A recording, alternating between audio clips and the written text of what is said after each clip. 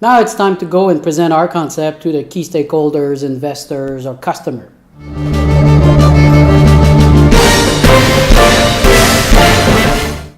Getting the buy-in behind the concept is very important from all the stakeholders, especially the key one and the key investors and the key decision maker. Why? Because if you go with half of a buy-in, for example, people say, yeah, that looks promising, here's the money, start, and then we'll, again, see each other in a few months from now or 6 months from now. That is not something you want, okay? What we want, if people are not comfortable with what you have, you want to understand why they're not comfortable. You want to understand what would make them comfortable, or where are the area that they don't feel good about it.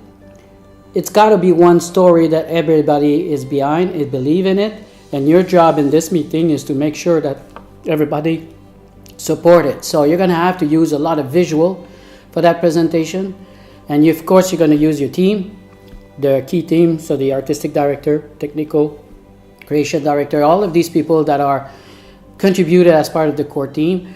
So you will definitely share with them the process you went through, meaning, if you did some research, you traveled and went on site and, got inspired with image and things like that. You want to share that. You want to share also the sketch, how the process evolved, how did you came about with the story, how is the story is tied to the objective, the target market, the audience that we had targeted originally, and also what kind of characters we're bringing in and why these characters are important and what's their role, and then visually start showing them what it looks like. There's no reason today to not have some visual impact. Photoshop is not that difficult to play with.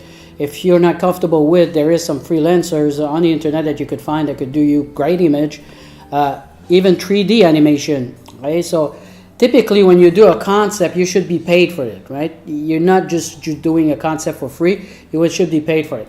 But sometimes you're trying to get into a customer, you're trying to get a project, there might be a lot of competition and they might not pay for a concept, you're going to have to bring it yourself and you want to limit your budget, but you still need to come up with something good. Keep in mind, it's a creation type of project. Whatever you're going to be asking as money, you want to give a good impression, so coming up with the PowerPoint with clip arts that are kind of 1990, that might not do the job here, right? So you're going to have to go beyond, make sure that all the pieces are covered, make sure if you can even beautify it with some music, some narration, if you have a video, anything that will help sell that story and get everybody excited about it and get the buy-in from it.